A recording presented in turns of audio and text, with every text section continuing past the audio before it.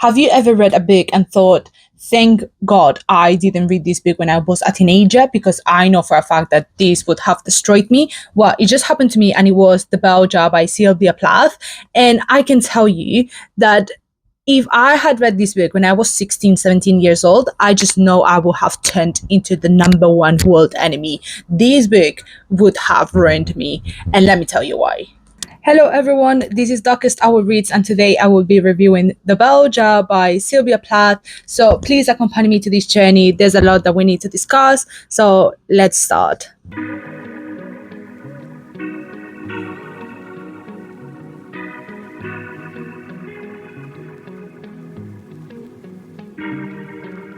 The Bell Jar tells the story of Esther Greenwood, who is a 19-year-old straight-A student who moves to New York for around a month or two during the summer to work on an internship that has been granted to her for a magazine called Ladies' Day. You can see at the start of the book how she explains the experiences that she has during her stay in New York, like all the friends that she has or the people that she meets, and the way that all young women behave just like her, right?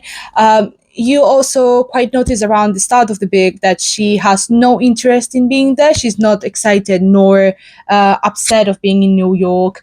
But what she does realize is that even though she is a straight A student and she is someone who has a lot of facility for studying and spent a lot of time studying, actually, she realizes that she doesn't have any kind of passions, and she's also not as special as she thought she was. And when coming back from New York to Massachusetts, where she lives, she just enters into this sort of anhedonia and depression, where she just, apart from realizing that she's not special, she also realizes that, in fact, she doesn't have any talents or she doesn't have any interests. So you can see how she slowly falls into madness and falls into this dig of depression, deeper and deeper every time, until she has to basically be hospitalized in a mental hospital, and also like all the experiences that she has during that state. It's actually really interesting because you can see how basically how women behaved and how the pressure that women had during that era, which was around the 1950s, 1960s. Obviously, the pressure of being independent and having your own career, but also becoming a mother and becoming a wife. Something that I think is really interesting about this book is the way that Esther, the narrator, is, and the way that she expresses her emotions and also rationalizes everything that she believes in, right? So you can see all the events that lead into this major mental breakdown and her just getting into the asylums and getting into the different mental hospitals that she ends up in. You can see how all these smaller events just basically add up to her depression, to her anhedonia. And I think it's something that it's not as common in fiction books as we see now. So, for example, all the experiences that she has in New York, so seeing how her close friend gets into a relationship and just practically abandons all her passions and all her interests and her career, or how she herself gets sexually assaulted and almost raped, or how when she comes back from Massachusetts, she gets rejected to enter the course that she really wanted to be in, and she was quite sure that she would enter until she gets rejected, obviously, or how she basically tries to kill herself and one of her friends and ends up killing herself as well. So all these events are something that add up to the stress and the pressure that she has, and it's how she notices that this is something that is not wrong. It's not something wrong with her. It's just something that all women face, and I think it's something really interesting that I don't see it's talked about enough. So this is the perfect video to do so. So let's talk about this. Also, I think something really interesting about this book is the way Sylvia Plath describes the mental health sector and all the treatments that she gets for her mental health, which is something that I think is really interesting because as a psychologist myself, for example, I've done a lot of research about this during my degree, and I can tell you for a fact how inhuman and how torturous some of these treatments are. You guys, it gets to a point where you guys don't understand how bad they can get. And I think Sylvia created such a great example with these two treatments that she actually got during her real life. So, yeah, I would also love to talk about this because it's something that I also think is very deeply related about with these big, right? And with the topic of the pressure of that women feel to either be excellent or be mothers or be both at the same time. Starting with the emotional and mental strain in women from society standards, I think this is something that still happens nowadays. Like it has happened for eras and for ages, especially when women started going into the workforce. But I think it's something that even in the 1950s or even now, for example, it's still happening, and it's something that women face on a daily basis, right? There is this idea for women that we obviously have to perform, we have to be independent, we have to have our own career, right? And but also at the same time we have this pressure of being mothers or of being the perfect wife, right? We have to attend to these two professions, I would say, because obviously even though being a mother is not really a profession, it's still a lot of labor and it's a full-time job. So in this sense, there's these two professions that we have to do, we have to manage in order to feel accomplished as women and as individuals, right? Also at the same time, there is a lot of pressure that we put on ourselves to be independent, right? And we have seen in quite a lot of research that actually women face more stress and have different coping mechanisms for stress, distress, or any sort of anxiety regarding our profession, right? Like you can see it over here. And I think it's actually really interesting because something that I see all the time is that we always talk about people being or students being stressed during their careers, right? But I don't think people realize that there's a lot of pressure in women, and obviously there's quite a mixed research, and there's quite a lot of mixed results in the sense of some people say that men face more stress, whereas other people say that women face more stress. Personally, obviously, I'm not a man, so I can't really talk about what is the situation with stress and anxiety in men in academia. But something that I've seen is that women face a lot of stress during their studies or during their life as students, because we have this pressure not only to perform for ourselves and to be excellent and to be better. There's a lot of competition as well. We always feel like we need to compete with others and we need to be better than others. I've also seen these in my degree with my classmates. If you're watching, you know who I'm talking about. But yeah, there's a lot of pressure from women to be better, to compete with other people. But also at the same time, there's a lot of pressure from our families, for example, or our friends to be like, oh, she's going to be someone great, right? She's going to be a doctor, she's going to be a lawyer, she is going to be great, more than like she's going to be better than me as a mother, right? Like that's something that we also face, seeing our mothers suffer and being put into that position of being the super mom is something that I think also puts a lot of pressure in women, and being like, okay, I don't want to be this kind of person. I don't want to be like my mom and suffer every day. So I will just focus on my career, get great grades, and try to be excellent in order for me to, in the future, when I have children myself, for example, I can afford a nanny, or I can afford just not working as much so I can take care of my children. That's something that also women face, and I don't think that's something that men face as much. Maybe I am wrong. If you are a guy or if you are close to guys and know something that I don't, please obviously comment it and we can talk about it. I would love to hear more about this.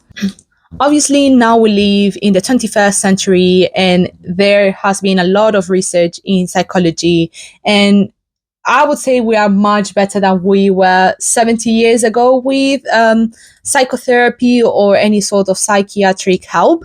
But obviously, in the 1950s, nothing was as easy as it sounds now. And I think there was not only a lot of stigma regarding mental health in general, but also at the same time, there was a lot of misinformation and straight plain ignorance about mental health and about women's mental health specifically, right? We still had at that time practices regarding hysteria, for example. If you guys don't know, you can just find it over here. You can find the details here. But yeah, we still had a lot of these kind of torturous practices that just would make the body go into shock and turn back to normal, right? That's something that we have seen for centuries, but now in this century, or like at least in the last 30 years, we have noticed that that's something that doesn't really work, and we need to just get away from these sort of paths, which is the path of shock or the path of basically unethical treatment, and go or move to actually accompany the patient and just trying to help them as much as we can during the path to make them better, right? But this is very interesting because we see in the Belgium, we see all these different treatments that Esther, the main character, experiences, right? We see, for example, how she basically receives quite a lot of medication just by one treatment or like one session with the psychiatrist, right? We see sleeping pills to help her out, amphetamines as well. Well, she doesn't really talk about amphetamines, but you can see in the book that they try to give her these medications in order to lift her spirit, right?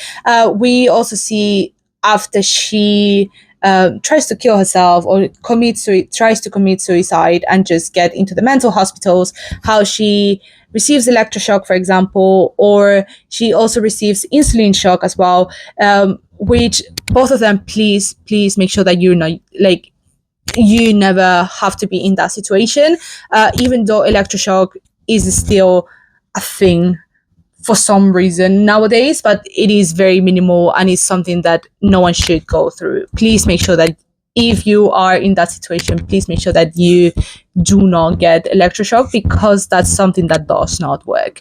It does not work. Like, I've done the research and it does not work. Please make sure that no one is tricking you into getting electroshock.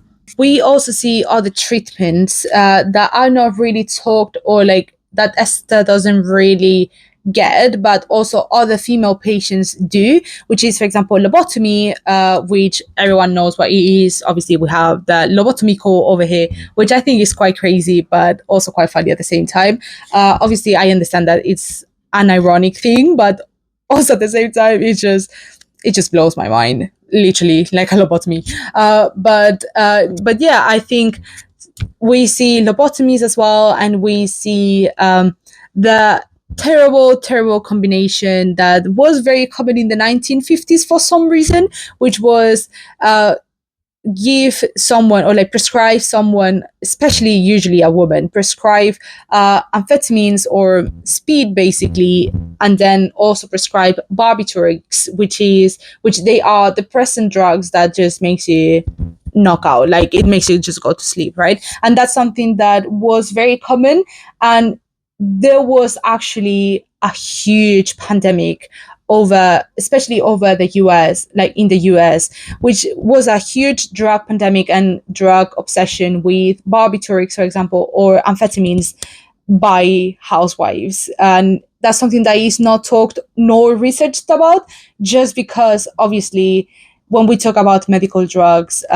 research about pandemics and obsessions and overuse and overdose of these drugs are not researched about, because we know that the medicine sector will get in trouble. So yeah, that's something that also you can see in the book, and I think it's really interesting, but it's not something that Esther, the character, has to face. And then the last thing that we see as well, and I think it's the best part, is that we see a lot of double standards around the book. So obviously there are a lot of women or female characters within the book, right? But we also see certain male characters, which are, for example, Buddy, or all the love interests that the other women have, or even Esther herself has, right?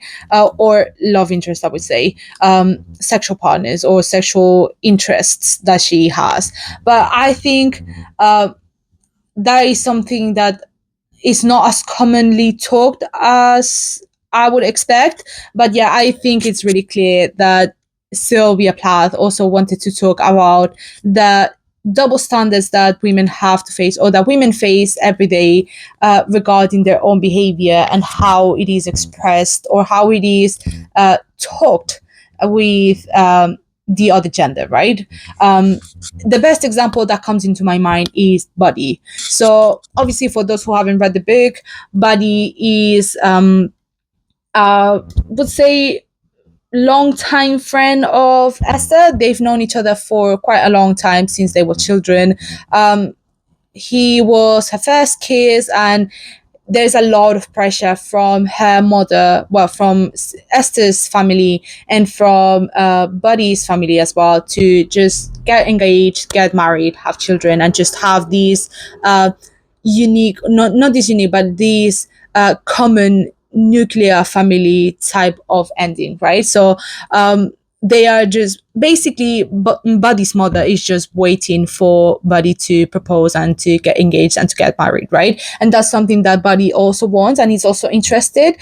He just wants to get married with Esther, and obviously, unfortunately, Esther doesn't reciprocate, but doesn't also really want to say it out loud, just because she knows that not only she will get in trouble, but even though she has said it out loud to her mother that she doesn't want to have children, she doesn't want to get married, no one actually really believes her. Something that really, really pisses me off about Buddy is the fact that he's just like any other fucking guy. You know what I mean? Like, he is the perfect example of this cool, nice guy from the 1950s that will have a good job because he's a med student. He also does volunteering and accidentally got ill from tuberculosis or TB, just to make it easier, because tuberculosis is a mouthful. But yeah, he accidentally gets ill from TB because of his volunteering. He's also pure, he's kind, he is a perfect guy, and his family is also loaded, right? And that is something that really pisses me off, because he brings this aura and he brings this image, and he also makes sure that everyone knows that he is that kind of person, right? Like, he tells Esther how he is pure, how he is kind, how he is going to be great, and he's going to be an amazing husband and amazing father, right? But then Esther finds out that he's actually not that pure, because he has had sex, he lost his virginity, and he's also a hypocrite, basically, right? Because he actually is. And I think this is something that I think Sylvia made and wrote really great, like really well in the book, in the sense of how all these men, obviously not all of them, please, let's make the disclaimer, but yeah, you see all these men that have this idea of what they are and what they have to represent, right? They have to be great men, they have to be good husbands, and they want to show that they are good husbands, but then on the back, like, behind that mask, they are actually not. They are all these men that actually also have these needs for sexual intercourse. They lose their virginities. They don't really have to be pure, but they want to show that they are pure. And obviously, the problem was the woman that seduced them and made them lose their virginity, or made them have sex with them, because that's not something that they really wanted, right? It's something that these women made them do on a moment of debility. And that's something that Esther or Sylvia, for example, really catches onto Buddy. And that's something that also Buddy catches on to Esther, the main character, right? So obviously, because Buddy catches on to Esther, he asks her if she is still a virgin. And even though she mentions that she is, she also says that she has had some experience. So, for example, some kisses, or she has had some dates, right? Which obviously upsets Buddy. But what the emotion that he feels, or like that he conveys the most, is the fact that he is happy about the fact that Esther is still a virgin, because by some weird reason, he, even though he thinks that he is not a virgin but he's still pure, he also thinks that if Esther wasn't a virgin and was in the same situation as him, he wouldn't be happy, and he would find Esther not pure as him, which is very hypocritical, and just shows that he's just a piece of shit, and I hate him. After reading the book, I decided to just basically research about Sylvia Plath, and about her life. And I can tell you, I was so upset, and I was just heartbroken about the fact that everything that she experienced, right? Because for those who don't know, I would say the Belgia is a type of autobiography. I don't really have the name in mind as of now, so I will just leave it over here. But yeah, it's just this kind of genre, or this genre in specific, is an autobiography, or a description of real events that the author has experienced, but in a fiction way, right? Like, they just don't really say the real names of the people, or the real names of the places that they've been, but they just explain the event overall, right? And that's something that Sylvia does. Was also researching about her married life, for example, who she married, if she had children. And I think, obviously, even though she actually got married and she got children and she was in love, her husband was a fucking piece of shit. He was one of the worst husbands in the literary movement that I've seen. And take into account that what I'm saying is huge, because I hate Percy Shelley over everyone else, just because of everything that he did to Mary Shelley, who is my favorite author of all time. But I can say that Sylvia Plath's husband is even worse than Percy Shelley, and that means a lot for me.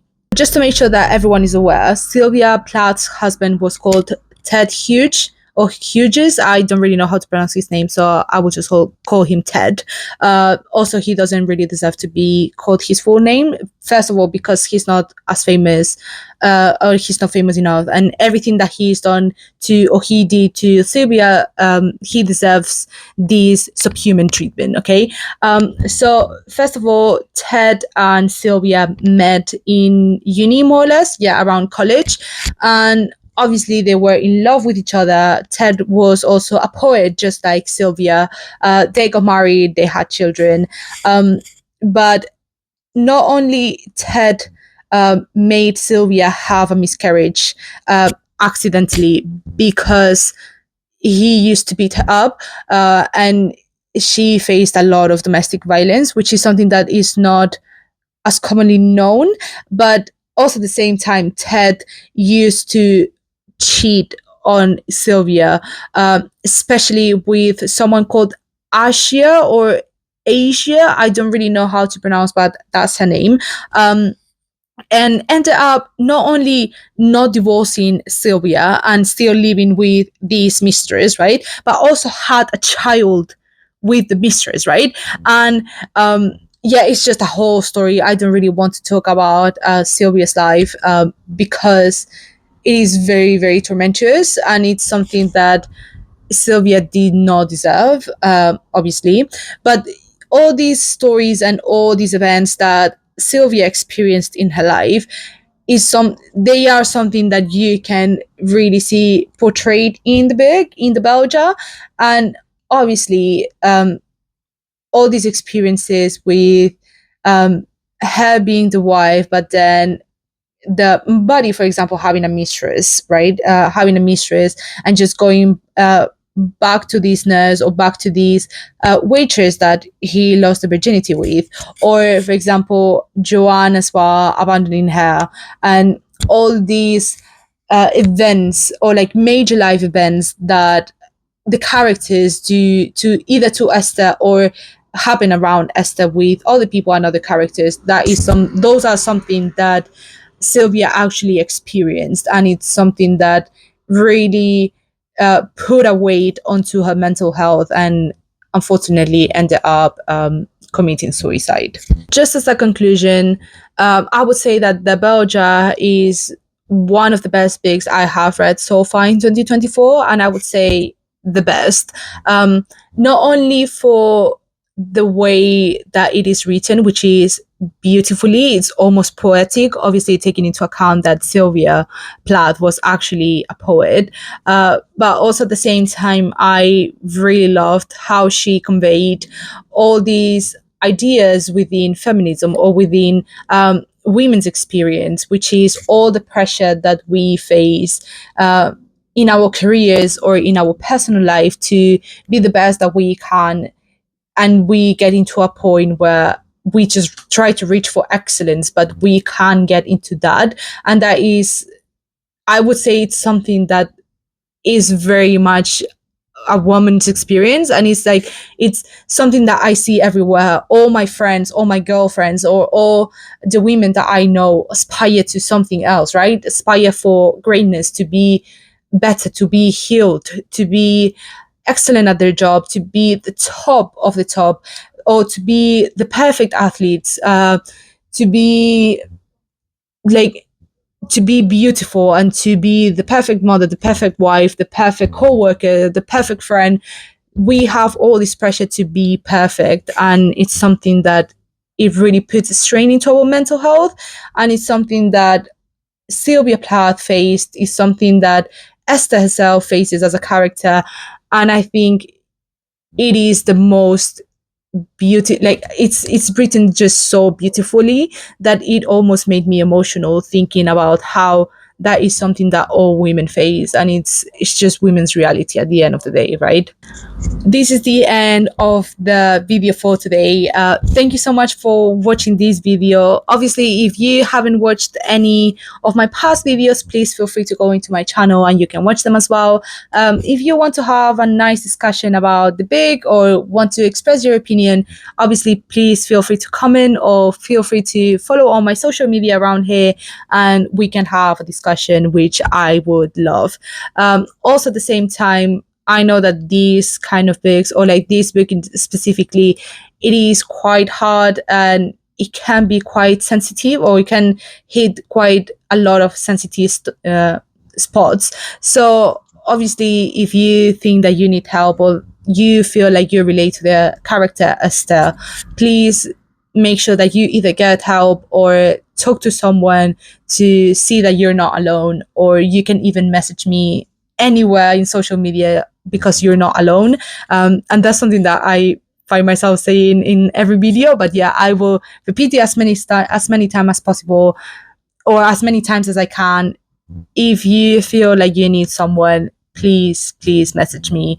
If you don't have anyone, you're not alone. I'm here for you. I will always be here for you. Your life is beautiful, you are beautiful, and the world deserves to have someone like you, or have you in this world. So please stay safe, please take care of yourself. If you have read The Belgia and you would love to talk about it, please obviously feel free to message me or feel free to comment below. And thank you so much for watching this video, and I will see you next week or on my social media. Thank you guys. Bye.